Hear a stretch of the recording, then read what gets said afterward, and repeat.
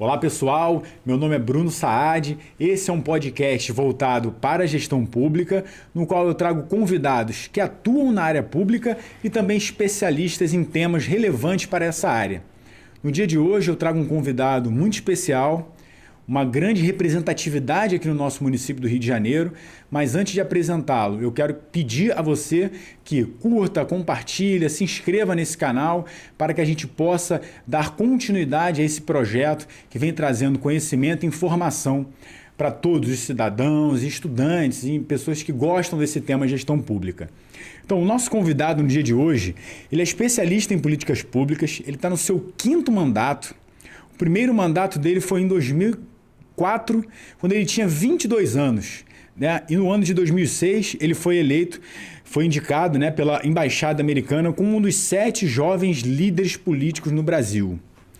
Ele é uma importante liderança na Câmara, sendo um dos parlamentares com maior proposituras apresentadas na Câmara. É um porta-voz ativo da sociedade, sempre em busca de melhorias, luta sobre temas importantes como o saneamento, o meio ambiente, o patrimônio histórico, problemas a luta por solução de problemas no transporte, na educação, na saúde, na urbanização, na organização de grandes eventos, que é um tema muito importante para o nosso município, pela transparência na área pública, dentre outros temas relevantes. Ele já ocupou a suplência como deputado estadual na Alerj, aqui na Assembleia do Rio de Janeiro, e hoje ele é presidente da Câmara Municipal do nosso querido e amado Rio de Janeiro. E um dos mais jovens a presidir o Legislativo Municipal. Trago hoje com vocês Carlos Caiado, nosso presidente aqui. Muito obrigado por você estar aqui hoje. É uma satisfação enorme ter uma pessoa com tanta representatividade aqui no nosso município quanto você.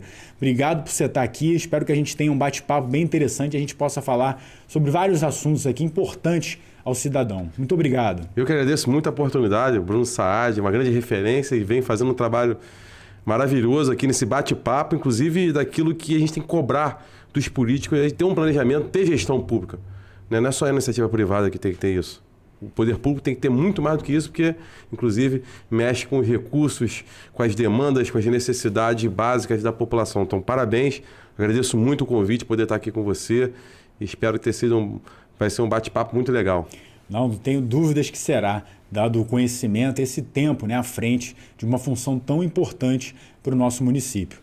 Para começar esse bate-papo, um tema que é bem tranquilo e leve, eu sei que o Palácio Pedro Ernesto, que é a sede da Câmara, né, dos vereadores aqui no nosso município, está completando 100 anos. Eu sei que a Câmara está sempre de portas abertas para a população, mas eu sei que tem novidade aí nesse ano de centenário. Então, fundamental nessa comemoração, né? Ali é o palco da democracia, a nossa Cinelândia ali, um palco de grandes manifestações em prol da sociedade, e tem ali o Teatro Municipal, inclusive nessas novidades, nesse centenário, eu posso trazer aqui duas.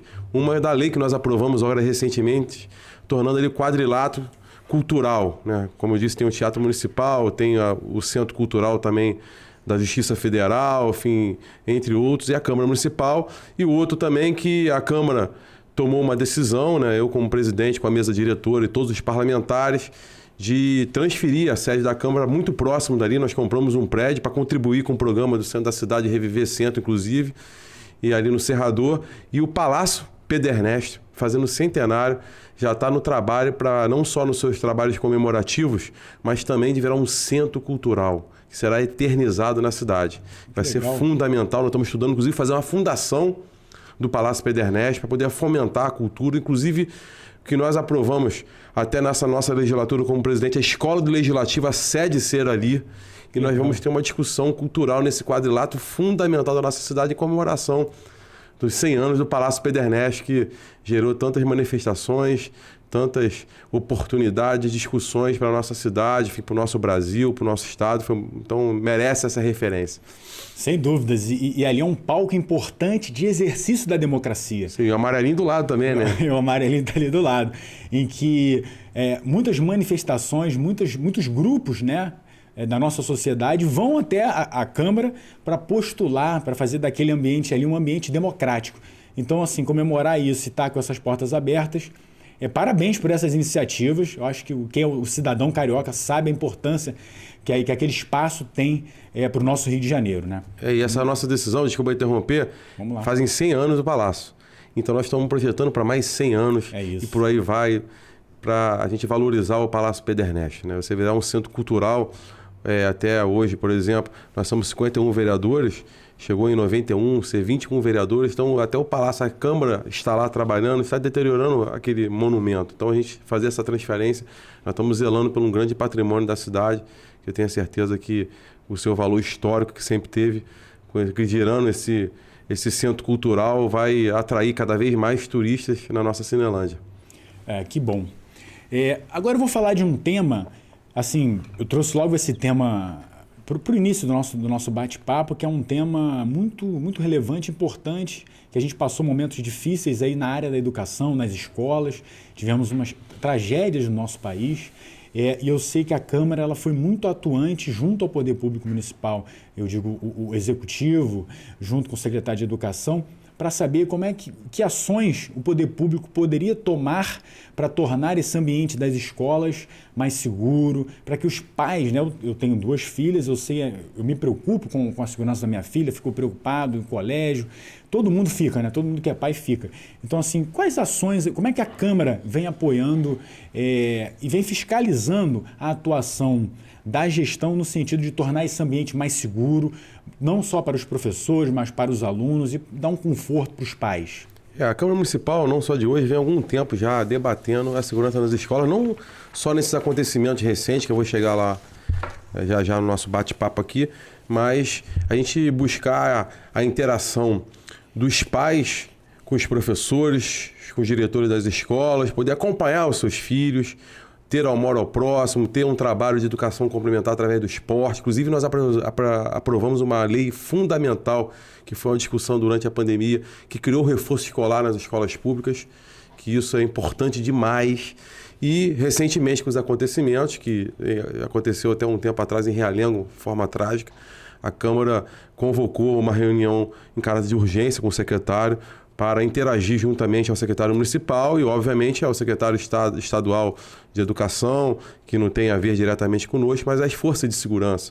E ali na nossa reunião que nós fizemos com o secretário Ferreirinha, nós buscamos um planejamento estratégico e depois se postergou por várias reuniões na Secretaria de Educação para tratar da segurança nas escolas e, ao mesmo tempo, também nesse princípio, a Câmara Municipal criou uma frente parlamentar que preside o professor Célio Luparelli, né, que é professor de carreira, né,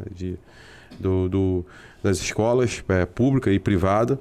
E com isso, semana passada, por exemplo, já tivemos a 4ª reunião, então o trabalho não foi só naquele momento que estava afligindo a todos, né, da insegurança, né, momento de comemoração lá, que teve comemoração de mau gosto, né, da data, em relação do último acontecimento nos Estados Unidos, né? Por isso aquela data foi considerada como de comemoração desses loucos, desses inconsequentes, e nessas discussões, várias delas foram buscar o índice de segurança nas escolas, de ter câmeras com eficiência para acompanhar, mas nada disso apaga as políticas públicas de atrair a família, de olhar para os seus filhos. Você tem o amor ao próximo, como eu disse aqui, você tem uma cultura permanente dos pais acompanharem seus filhos dentro da escola e fora da escola e avisar o seu diretor e vice-versa, o diretor avisar aos pais. Obviamente, o esforço do poder público, esse é o nosso trabalho de fiscalização dessas reuniões que eu disse aqui, a questão da ronda escolar da Guarda Municipal, de ter mais guardas, de buscar, de ter porteiro, de ter portão eletrônico, de ter as câmeras, isso aí, basicamente, é um trabalho nosso, sim, de viabilizar, juntamente ao prefeito da cidade, que até apresentou as suas propostas através do secretário de Educação. Mas a gente tem que olhar no amor ao próximo, como que eu falei, a educação complementar através do esporte, da cultura. Então a gente tem que vir debatendo muito isso, a formação da criança. Inclusive tem uma lei estadual nossa, na época eu já fui deputado estadual, até no currículo não apresentou aí, um período curto, mas muito marcante, que cria um índice de segurança das escolas, para você acompanhar isso, e ao mesmo tempo outra lei nossa, que juntamente com outros deputados, que institui as artes marciais nas escolas. E existe também dentro do município o vereador Marcelo Ará, né, que implementou isso também numa indicação legislativa dele, em função até dessa discussão nossa estadual, que traz o esporte, as artes marciais para dentro das escolas. Estamos discutindo isso, porque não adianta só você ter o portão eletrônico, você não adianta só também ter ronda escolar, que isso é importante, não estou dizendo que seja, mas você não ter o amor ao próximo, ter formação da criança. Então, esse trabalho de educação complementar, através da cultura, do esporte e até mesmo a questão ambiental, educação ambiental, acho que isso que traz uma cultura, né, de, como eu disse aqui, estou sendo repetitivo, mas a palavra é essa, amor ao próximo, a educação, o respeito ao próximo, para a gente poder tirar o foco vamos dizer assim, desses acontecimentos que ficam aí rodando em cima do nosso jovem adolescente. É muito importante essa sua fala, porque no ambiente privado, né, a gente sempre busca isso, um relacionamento mais afetuoso. Eu trouxe até uma pessoa aqui que falava sobre a comunicação afetiva como sendo mais efetiva, esse comportamento do jovem caminhando ao lado disso, do respeito, da atenção ao próximo, você ocupar a mente dele com coisas sadias, salutares, vai fazer com que ele se torne um ser humano melhor, né? Quem não quer uma escola pública de qualidade? Por que a gente só pode ter isso na área privada? A gente tem que ter na área pública uma atenção ao aluno, uma atenção, um olhar mais fraterno, de cuidado, né? Para que ele possa se desenvolver melhor.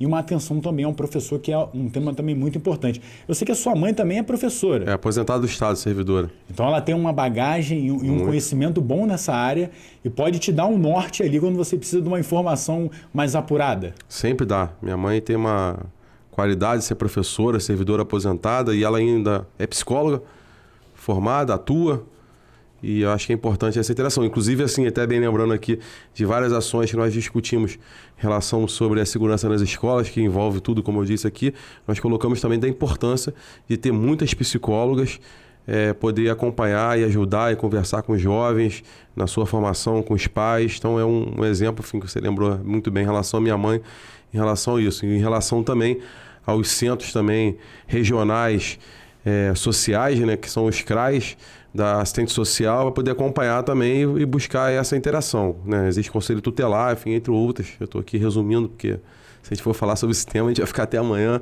É um tema que a gente vem tratando com muita qualidade, com muita atenção, e como eu disse, a atenção máxima que a Câmara deu foi a criação da frente parlamentar que o professor Célio Parelli preside, que eu faço parte também, vários outros parlamentares, nessa discussão tão importante que é a educação e referente à segurança nas escolas.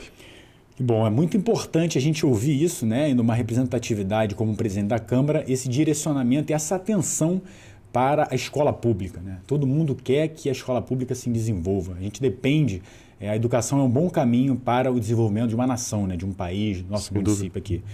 E agora eu vou tocar num ponto que você passou ali rapidamente, que está muito a ver ali, a Câmara ela é sediada ali no coração do centro da cidade, né? Tem a Cinelândia, tem o Teatro Municipal logo ao lado, mas houve um processo muito grande de esvaziamento dessa grande região. Eu lembro que quando eu era jovem, meu pai, quando eu tinha 16 anos, ele falou assim, pô, vem aqui acaba a sua aula, vem aqui para o centro. Aí ele falou assim, agora a gente vai almoçar e tal. Eu almocei e daqui a pouco ele me levou num prédio bonito, né? Aí eu, poxa, 16 anos, o que esse prédio é? Não, aqui é o Ministério do Trabalho. Aqui você vai fazer a sua carteira de trabalho. Legal. E agora você vai vir, acabou o colégio, você faz o que tem que fazer e vem trabalhar comigo. Então eu frequento o centro da cidade desde 1990, também não vou falar muito, senão vou entregar a minha idade aqui, mas desde 96, 97, eu trabalhava junto com meu pai, andava aquelas ruas todas, e o centro da cidade era um mar de gente. Você tinha negócio, as coisas prosperavam, tudo acontecia no centro da cidade. E houve um esvaziamento do centro da cidade, muito por causa de crises também econômicas e o próprio crescimento de outras áreas. A Barra da Tijuca é uma, Jacarepaguá e outros grandes centros foram construindo.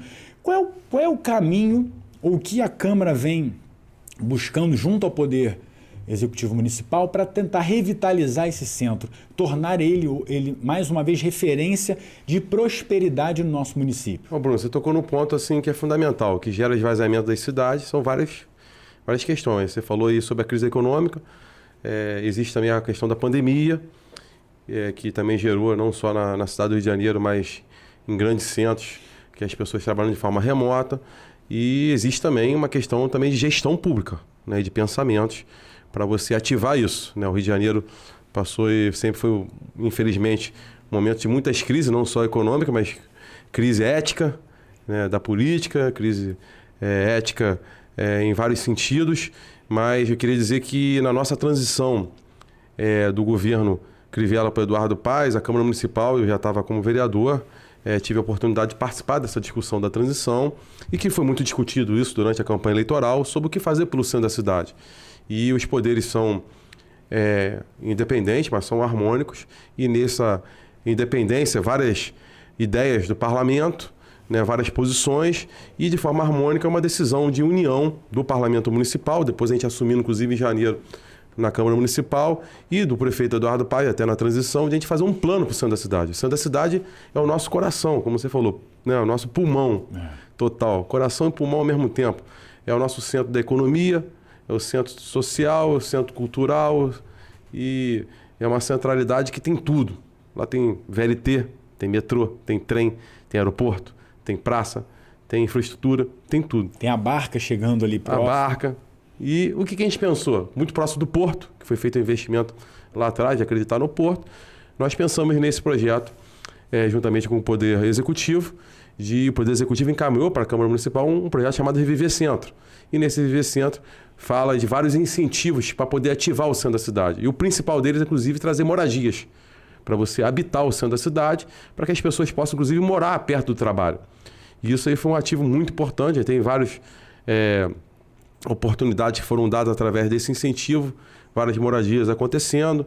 O próprio poder público, nos orçamentos que a Câmara aprovou nesse debate, aportou recursos públicos de grande manutenção no centro da cidade, de revitalização de praças, de aumentar a limpeza, em comum acordo, inclusive, e em conversa com o governador, nesse sentido, manter o programa de segurança presente no centro da cidade, para você garantir ali a segurança. E o programa de segurança presente é importante também ter um trabalho de inclusão social. Sim. E essa lei que nós aprovamos, como eu disse, vem trazendo frutos. E lá atrás, quando nós aprovamos, nós colocamos uma emenda diversa dela, aprovamos 100 emendas e 60 foram aprovadas. E uma delas dizia que a cada 2 anos a gente deveria rever essa lei. E o prefeito encaminhou para a Câmara, nós estamos agora discutindo como está o centro da cidade, o que precisa mais incentivar. E ao encontro disso também, que poder finalizar aqui, não cansar nesse assunto, nós aprovamos uma lei também muito importante, que é permitir a reconvenção e a transformação de imóveis tombados e preservados. Então, quando você fala isso tem a ver com o centro da cidade também e tem a ver com o seu entorno. Seu entorno. Aí eu quero dar um exemplo aqui no entorno. Estamos falando de centro, mas o entorno conta. A Glória tem vários investimentos, de vários empreendimentos sendo feitos, preservando a sua história, mas podendo transformar. E vem trazendo mais investimentos. E com isso, a gente vai ativando o centro da cidade, vai ativando o seu entorno e vai colocando também aquilo que a gente precisa do poder público presente. Sempre ali para ter movimentos e dar oportunidade de abrir novos negócios. E o objetivo, como eu disse aqui, a moradia também, que é um atrativo do centro da cidade, que vem ao encontro do nosso objetivo. E comum acordo com o Porto, que é muito próximo ali, né, ao lado. E o próprio poder público vem ajudando também, tanto que a prefeitura comprou 2 imóveis e vai fazer um projeto de habitação. O próprio Estado, através da Secretaria, por exemplo, de Saúde, está habitando um prédio no centro da cidade para trazer mais gente. E aí sim vai. Você vai aí. Fora isso também, a gente precisa que as pessoas acreditem na cidade do Rio de Janeiro. Acreditar na cidade do Rio de Janeiro vem voltando o movimento. Acho que esse é o nosso desafio. Não, muito legal sua fala. É preciso uma união, né?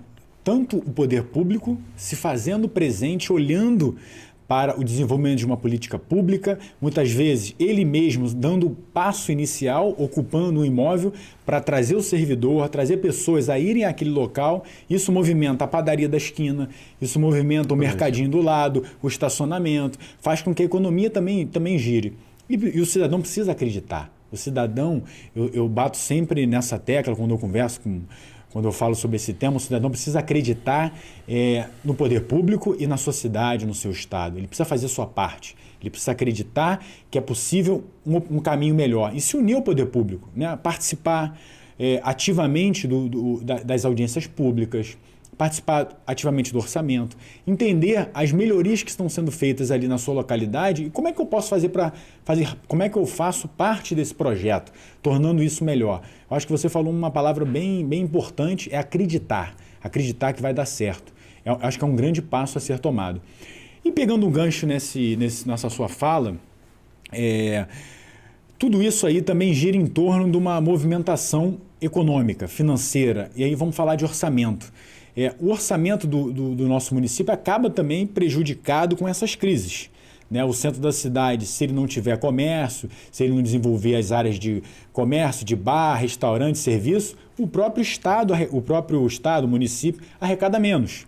Né? Então, assim, como é que a Câmara vem atuando nessa parte do orçamento para ajudar não só o poder público a arrecadar mais, porque quando eu tenho uma atividade econômica em todo vapor, eu tenho uma melhor arrecadação, e também olhar para o cidadão que tem aquele negócio, que tem uma gráfica, que tem uma papelaria, que tem um mercadinho, que tem um restaurante, para que ele possa desenvolver a sua atividade econômica. Como é que a Câmara vem atuando, fazendo vamos dizer assim, sendo mais um a somar nesse teatro então, aí são um conjunto de ações. Isso. Inclusive, até quando eu falei sobre a transição de um governo para o outro, a Câmara participou ativamente.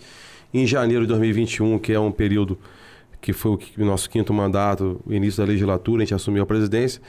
E tudo que nós estamos conversando aqui, nós criamos 3 comissões de representação.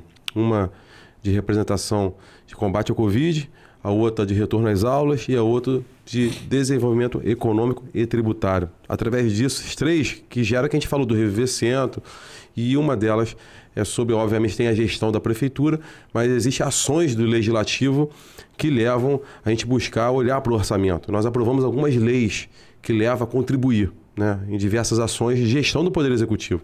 Uma delas, a mini reforma tributária, se aumentar imposto. Isso já atraiu muito capital para o orçamento.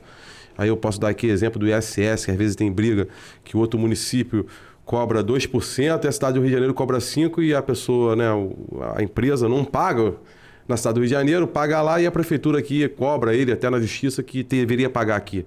E nessa mini reforma tributária, você busca acordo para que a diferença desses 3% pode ser arrecadado aqui e você tem um entendimento. Um exemplo de dar vários aqui que eu não quero me alongar muito.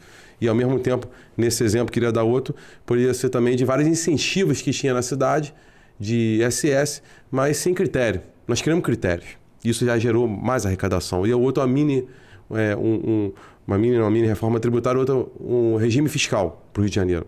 O que levou, inclusive, nesse regime fiscal que nós discutimos lá, várias diretrizes que o Poder Executivo deveria atingir, e que levasse em conta um parâmetro a nível federal, uma legislação que tem federal, que leva o Rio de Janeiro a ter uma capacidade maior de investimento, inclusive colher empréstimo. O governo, através desse regime fiscal, no caso municipal, exige ele que ele faça vários planejamentos que leva a entrar no CAPAG, que a gente fala, que é a capacidade de pagamento, e com isso você aumenta o orçamento.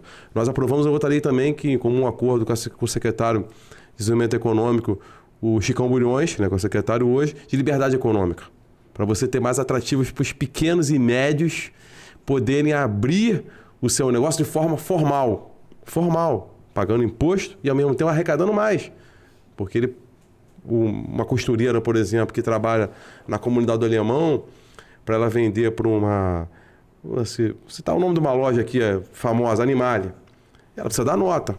E se ela não dá nota, ela não pode vender para Animalia. Não sei nem se a costureira é um exemplo disso, se a Animalia tem costureira própria, mas estou dando um exemplo. Então, a liberdade econômica gerou e gera muita economia para a nossa cidade, que nós aprovamos que você tem a legalização sem precisar da burocracia. Rapidamente, qualquer um consegue tirar no site ou até mesmo na prefeitura conseguir. Nós conseguimos, inclusive a Câmara Municipal, contribuir dando recursos para o município, com recursos próprios do nosso fundo, e que pudesse ajudar na saúde. E, ao mesmo tempo, também nós discutimos também aquilo que você estava dizendo aqui sobre como fazer para poder aumentar o orçamento do município. Qual é a essência da cidade do Rio de Janeiro? Eventos.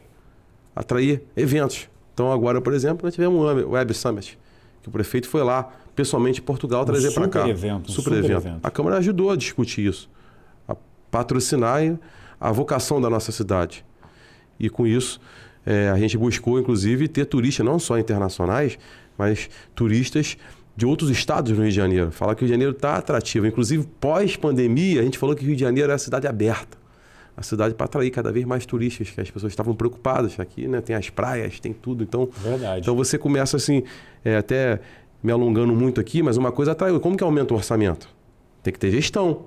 E tem que ter essas leis que nós aprovamos que vai levar, né, a você buscar um norte de planejamento para poder a cidade arrecadar mais, sem cobrar, sem aumento de impostos.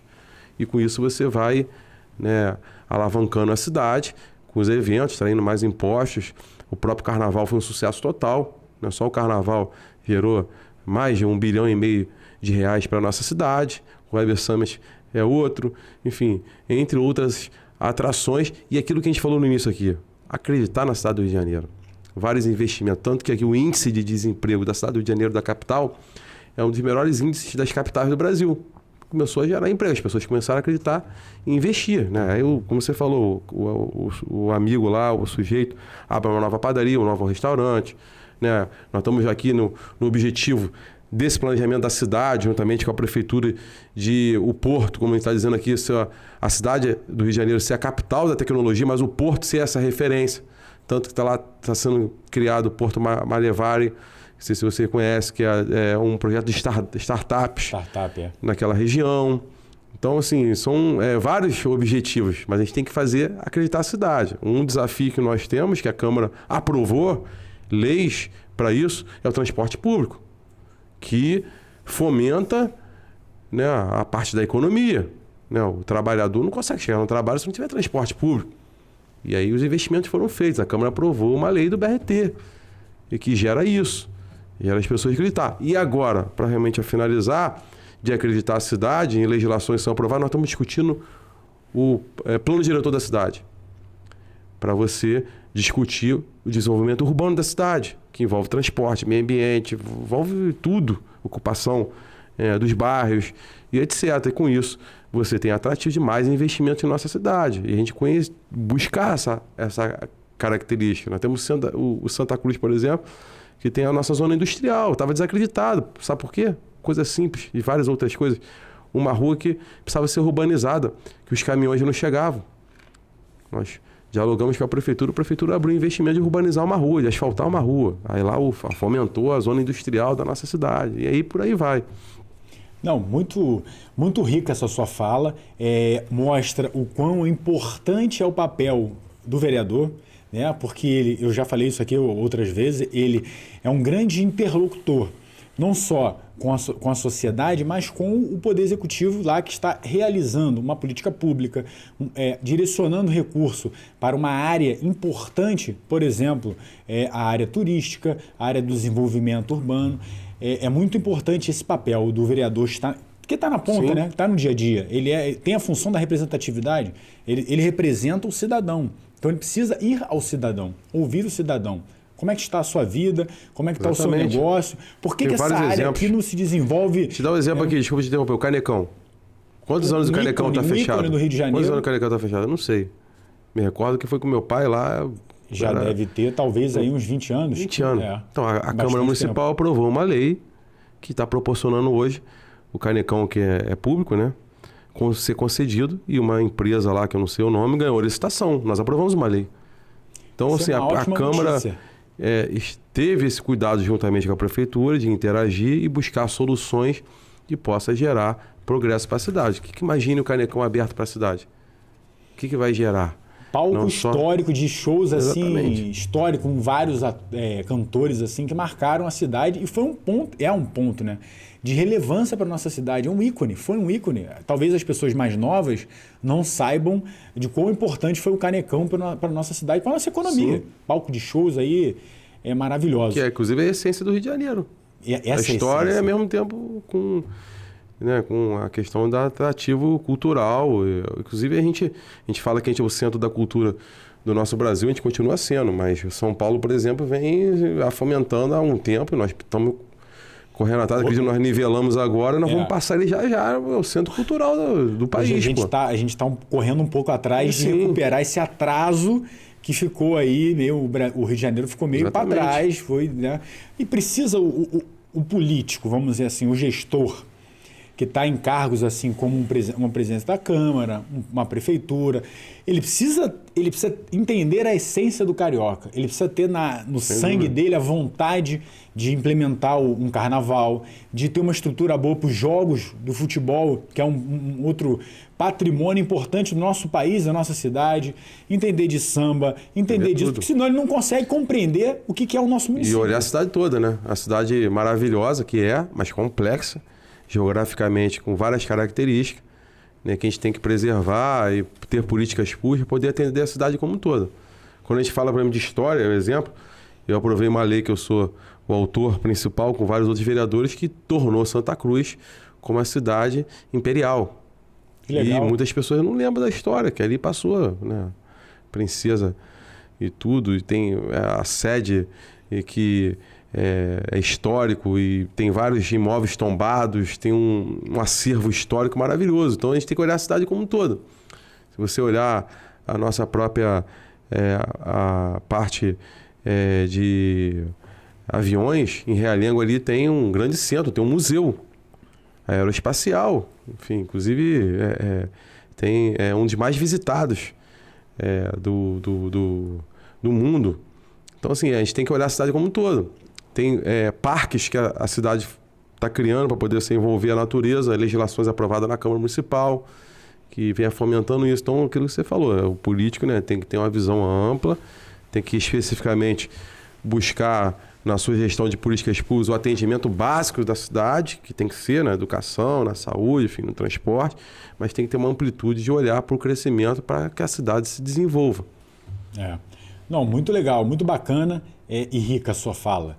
E eu acho que as pessoas que estão nos assistindo, elas estão conseguindo entender essa visão, né? Essa visão do todo.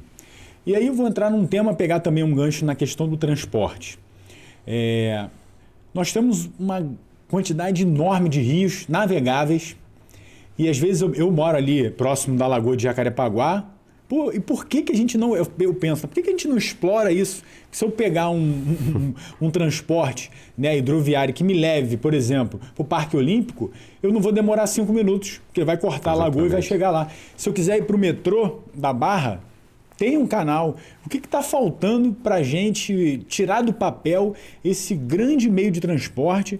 E a gente tem potencial econômico, né? E tem público para isso. O que está faltando para a gente conseguir deslanchar com essa área? Sim, inclusive eu sou autor da lei, juntamente com o vereador Tiago, em 2014, que institui e regulamentou o transporte lagunar da Baixada de Jacarepaguá.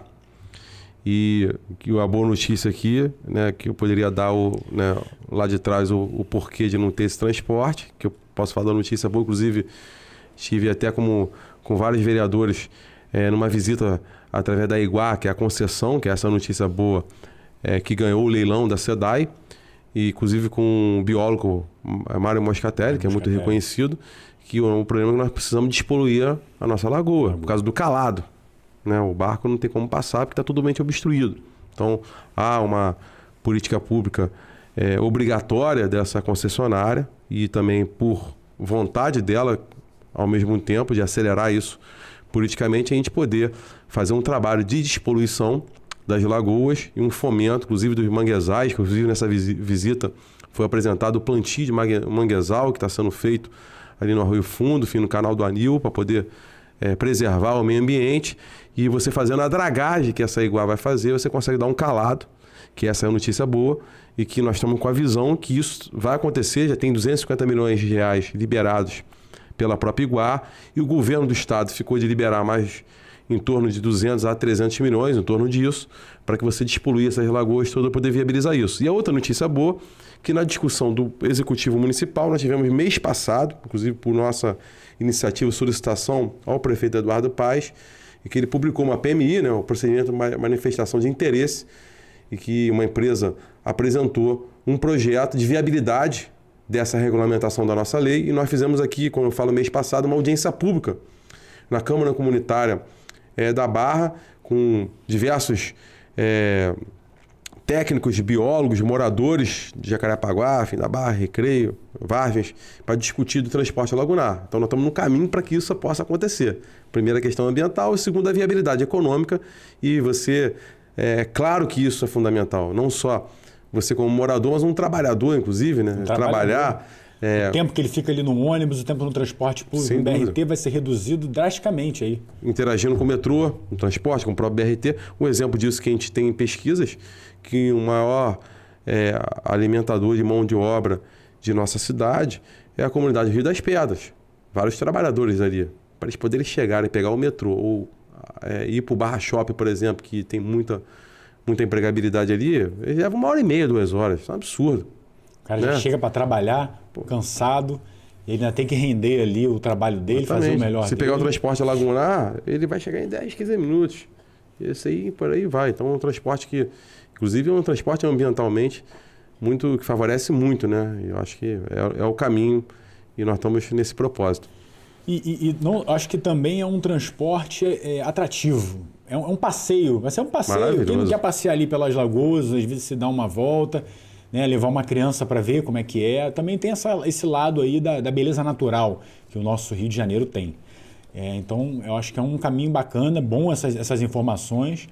É uma perspectiva... Tem algum prazo para isso? Já tem algum prazo em média? Ou estamos ainda na etapa de estudos? Então, o estudo está bem adiantado, mas para poder ser feita a licitação, que deve ser mais uns 60 dias para licitar, para que haja uma concorrência, para uma empresa ganhar, para explorar esse transporte, tem um prazo de 60 dias para fazer essa licitação, mas depende, como eu disse, desse trabalho da Iguá, do governo do estado, de despoluir as lagoas, que não adianta nada. Vamos aqui de forma exemplo, o Bruno Saad tem uma empresa de transporte, ganha essa licitação, mas você não vai poder exercer porque o barco não vai conseguir transitar por causa do calado, com a poluição de não poder transitar e fazer os trajetos que fazem o transporte, né, importante do transporte lagunar. Então a gente espera aí que esse transporte, na minha experiência política e do que eu estou acompanhando, a licitação acontecer, mas a despoluição e tal, e início do ano que vem a gente tem esse transporte em nossa cidade aqui na Baixada de Jacarepaguá. Ótimo, isso é uma expectativa... Expectativa, não é promessa, que não depende de mim. Não é uma promessa, que não depende também só... Mas está bem encaminhado. Está encaminhado. O interesse do prefeito Eduardo Paes para isso, colocou o secretário Arraes que toca, e foi feita a licitação da PMI, como eu falei, vai ser feita a segunda licitação agora com o projeto já terminado. E a audiência pública foi fundamental, porque é onde tem o processo, né, de legalização para que possa acontecer a licitação. Muito bacana. Ainda pegando um pouquinho para a gente matar esse tema transporte, o BRT finalmente deu uma melhorada, teve uma solução? Como é que foi essa composição, o olhar da Câmara em cima desse assunto? Né? Porque o BRT teve uma época que andou bem sucateado e agora parece que deu uma... Um dos maiores desafios nossos foi o transporte, diversos deles, sem dúvida alguma. E como eu falei que a Câmara teve um papel fundamental em comum acordo com o Poder Executivo, que apresentou o projeto para a Câmara, mas foi uma discussão nossa, nós aprovamos basicamente no mesmo projeto e em outro projeto, 3 ações. No mesmo projeto, a encampação do poder público, que era uma concessão do BRT, né? O prefeito tomou para ele essa responsabilidade, que até o parabenizo, e nesse mesmo processo nós liberamos recursos e liberamos até a contratação terceirizada da mão de obra, que tem que ter essa liberação do Poder Legislativo junto ao Poder Executivo, para que possa o Poder Executivo, no caso a Prefeitura, contratar motoristas, auxiliares, poder gerir essa questão. E no orçamento, que foi fundamental, que gera agora, que eu vou falar, mas eu quero entrar no segundo ponto, nós aprovamos também a bilhetagem eletrônica, que dá a oportunidade que deu de ter uma nova licitação e uma empresa nova está gerindo isso, que não é a Prefeitura. Por que eu não falo que é a Prefeitura? A Prefeitura que está administrando, está controlando e fiscaliza. Antes, o poder concessionário que ganhou a concessão, ele tinha a concessão e tinha o bilhetagem eletrônica. Como você fiscaliza isso? Né? Como você faz? Enfim, não dá para aqui me alongar muito. Mas hoje a gente tem um avanço muito grande no BRT. Tem todas as estações da Transcarioca reformadas, da Transoeste 70% reformado. Existe a Transcarioca com essa liberação que nós liberamos de recursos, inclusive de empréstimo também, que foi outra legislação que aprovou. Todos os ônibus da Transcarioca são novos. A Transolímpica recebeu em torno de 44 novos ônibus, por exemplo. E a Transoeste, que é um problema muito grande, está sendo trocado todo o piso, que foi um erro que aconteceu lá atrás, de asfalto por concreto e todas as estações sendo reformadas. E muitas delas já foram reformadas. E sendo construído 3 grandes terminais rodoviários na Zona Oeste do BRT, um no Mato Alto, o outro no Pingo d'Água e outro numa Garça. E com isso dando dignidade às pessoas. Então, assim, é um avanço muito grande, tanto que recentemente foi feita uma pesquisa que 70% da população já vê o BRT como um transporte de qualidade. E início de 2021, final de 2021, ali no ano de 2021, foi feita uma pesquisa que 33% das pessoas gostavam do BRT. Hoje passou para 70%. Então a aprovação mudança, foi... E tem coisas para acontecer ainda. Podemos avançar bem mais, Podemos. Não tem nenhuma dúvida. Eu peguei muito tempo, né, o BRT para ir para o centro do Rio. E é um transporte rápido. É um padrão de transporte importante para a nossa cidade. E vou pegar também um tema que eu sei que está já quase no finalzinho, na reta final ali de concluir os trabalhos, que é o plano diretor. Sim. Que é um momento importante em que a Câmara reavalia, né, a reorganização do nosso município. Como é que está isso hoje? Como é que está, em que fase? Eu sei que tiveram muitas audiências públicas. Sim. Em que a gente ouviu o cidadão, ouviu as demandas. Como é que está esse plano hoje? Até teve aqui com o Rafael você, também. O Rafael, nosso presidente da comissão, inclusive parabenizando o Rafael Aloysio Freitas, parabenizo toda a comissão. Botafoguense, de forma combatente essa comissão, ouviu toda a população, foi em todos os bairros, fez diversas audiências públicas nos bairros e diversas audiências públicas na Câmara Municipal, temática dos temas relevantes que tem que debater o plano diretor, e o plano diretor é o norte de todo o planejamento de uma cidade, tanto que o Estatuto da Cidade diz que a cada 10 anos nós temos que aprovar o plano diretor. Nós finalizamos todas as audiências públicas com recordes de audiências pelo YouTube, com recorde, inclusive, de participação da população, seja de forma presencial, seja do novo modelo que até o Covid nos deu, que foi a forma remota pelo Zoom, fundamental. E criamos no site uma participação efetiva da população, poder lá opinar e sugerir alterações no plano diretor. Recebemos diversas sugestões. Legal, muito bom. Que vai levar a comissão, o Rafael deve ter dito aqui isso, apresentar diversas emendas em função da participação da população. E semana passada foi a última audiência pública territorial de planejamento, né? Os bairros foi feito várias, né, de planejamento, porque a cidade ela é por área de planejamento. E no caso, semana passada, o exemplo disso foi feito da área de planejamento 5, que é a nossa Zona Oeste, que a gente chama Zona Oeste Raiz, Santa Cruz, Campo Grande, Santíssimo, Guaratiba, Realengo, Bangu. E após essa audiência pública, agora a comissão está se reunindo para organizar essas emendas e receber as emendas dos vereadores também. Só da Prefeitura, o exemplo, que a própria Prefeitura que apresentou o projeto, né, que deve ser, tem 270 emendas. Caramba! Os vereadores com certeza vão apresentar mais umas 800 emendas. A comissão vai apresentar mais umas 200 que vêm de opiniões das instituições, da população, desse site que foi criado, do site da Câmara, que foi criado lá um link para opinamento. Então agora a gente está em processo de discussão e a gente espera, com a competência da comissão, com o bom senso dos vereadores, a gente aprovar esse ano o melhor plano diretor para a cidade.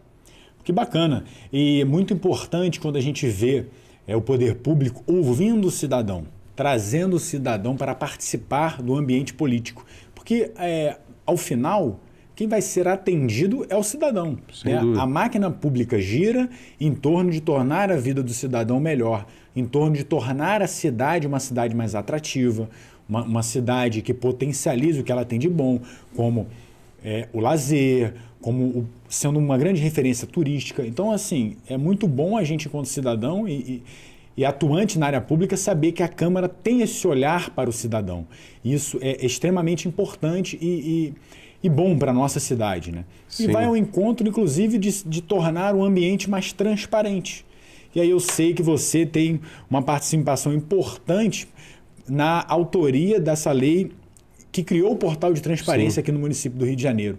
Então, assim, como é que é isso? Como é que isso funciona? E aí, trazendo também para essa pergunta, o cidadão realmente busca informação? O cidadão acessa? Desde o meu primeiro mandato, eu sempre busquei ter um mandato transparente para a população, participativo, sem dúvida alguma. E antes mesmo da lei aprovada em Brasília, da lei do acesso... A lei de acesso à informação. A informação, eu criei essa projeto de lei de portal da transparência da Câmara, buscando ter transparência. E a lei, aí achei meio relevante, porque né, a gente vai galgando na vida pública, eu virei presidente da Câmara. E um dos maiores desafios que a gente sempre era cobrado de ter cada vez mais transparência. E tem que ter. E o gestor anterior, o presidente, também sempre buscava isso. Mas a gente buscou intensificar isso.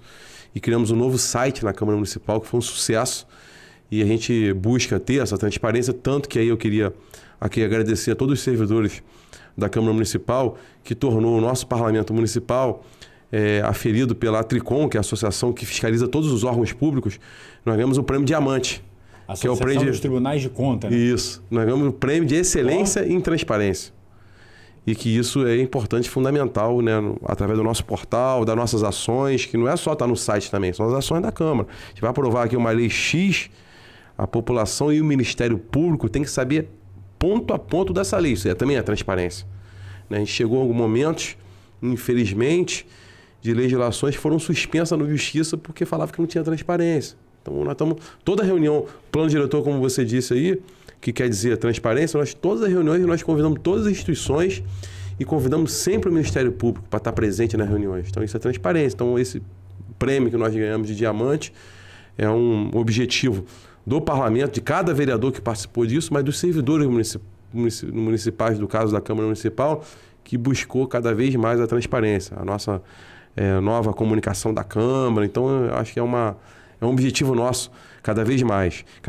Mesmo ganhando o Prêmio Diamante, nós temos que cada vez mais avançar nessa meta de ser um parlamento transparente para a população, cada vez mais confiar mais nesse parlamento. Sim, sem dúvidas. A transparência ela tem um papel fundamental para o cidadão, que ele precisa e deve ter acesso à informação que ele busca, no sentido de saber o que o político está fazendo, o que está sendo implementado naquela Câmara, o que o gestor está fazendo com o recurso que é arrecadado do seu suor, do seu trabalho, mas também tem um contraponto que dá transparência ao papel do político, vamos dizer assim, do vereador, do próprio prefeito, de todos que trabalham na área pública, porque o que ele está fazendo está sendo visto, está ganhando notoriedade e dá segurança para ele saber que a população tem essa informação disponível a hora que quiser, no momento em que ele precisa, exatamente, né? Então, assim, importante esse olhar. E aí eu queria te perguntar uma coisa assim que é relevante. Não é uma curiosidade, mas é uma informação importante para quem nos ouve. Você é presidente da Câmara e, ao mesmo tempo, né, você está lá porque você é um vereador.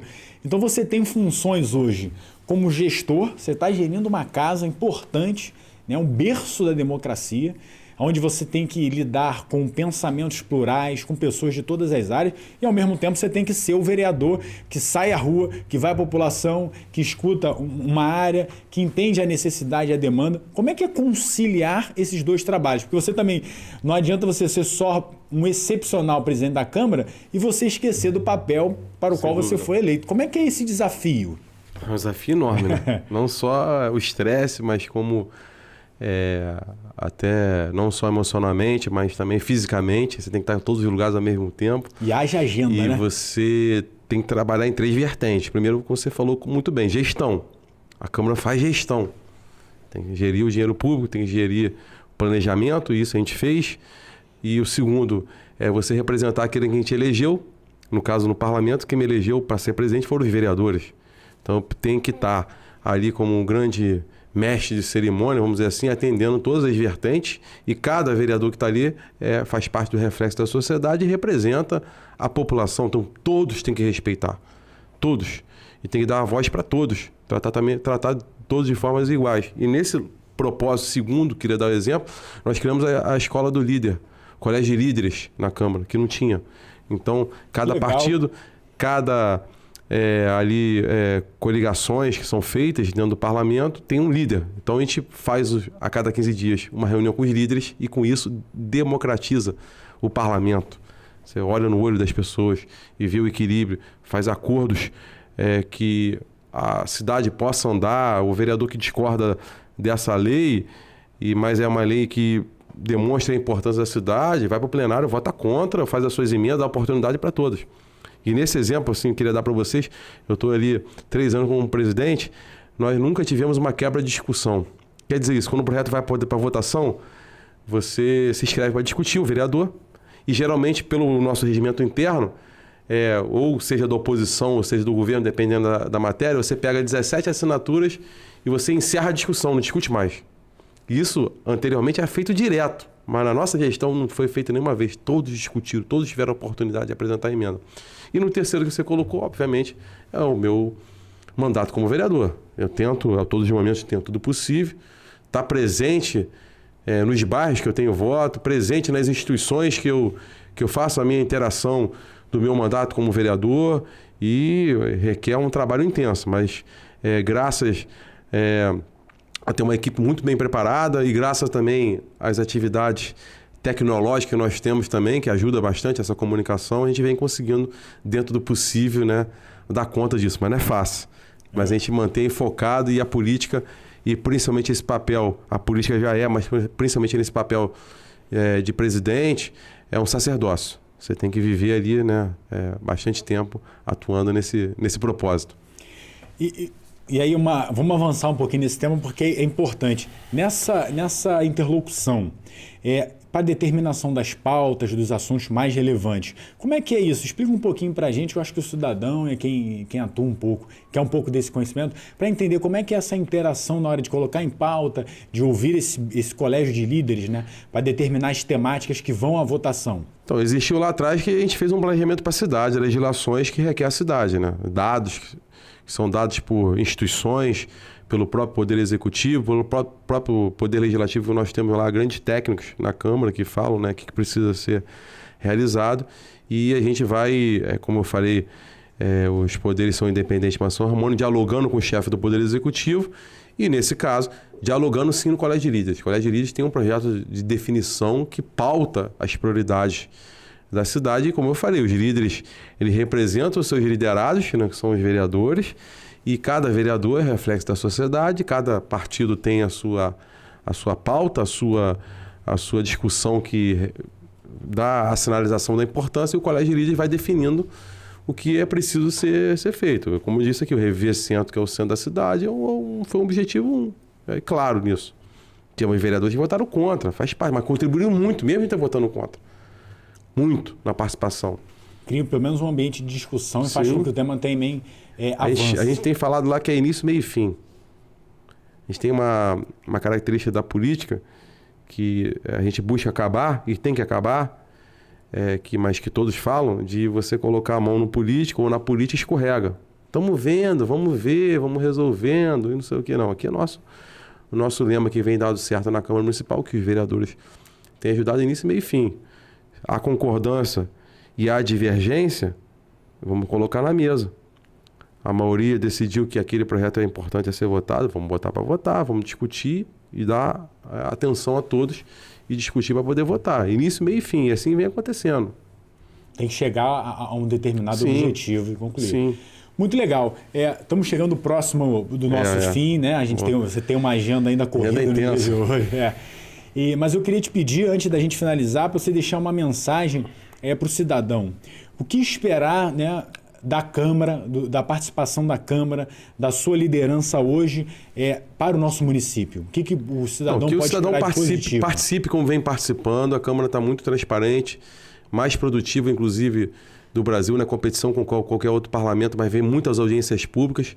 E acredito que as suas sinalizações têm gerado muitos frutos em defesa do desenvolvimento da nossa cidade, e que possa acreditar que o parlamento é ali o reflexo da sociedade, que vocês têm que estar nessa interação de formativa. Então podem acreditar, podem participar, que a Câmara vem atuando, vem participando e vem buscando soluções para que a nossa cidade possa desenvolver e possa ser, como para sempre, a nossa cidade maravilhosa. Maravilha. Muito feliz com esse episódio. A Caiado é uma grande liderança aqui no nosso município, espero que vocês tenham gostado. Falamos sobre vários temas importantes, sobre transporte, sobre a educação, sobre a revitalização do nosso centro, sobre a participação atuante dos vereadores, a atenção da Câmara às necessidades do nosso município. Espero que vocês tenham gostado. Curtam, compartilhem, se inscrevam no canal para que ele possa seguir adiante. Mais uma vez, obrigado por você estar aqui. A sua presença abrilhanta o nosso canal e traz uma informação de conteúdo. Muito obrigado. Passo para você dar aí um alô, um agradecimento. Somente agradecer a oportunidade, como eu falei, você é uma referência, trazendo até num tema, até o nome Gestão Pública. É isso. Acho que é muito importante a gente cobrar do poder público, não só do poder privado, mas principalmente do poder público, de ter planejamento, gestão pública, ter metas e atingir aí aquilo que a gente espera da cidade, que todos nós pagamos nossos impostos, possa cobrar que as coisas realmente aconteçam. Contem com o nosso apoio, muito obrigado pela oportunidade e acesse lá a Câmara Municipal. Só botar no Google aí Câmara Municipal, vai aparecer todas as mídias nossas. É isso. Obrigado por mais um episódio, contem com a gente, vamos nessa, firmes e sempre em frente. Grande abraço.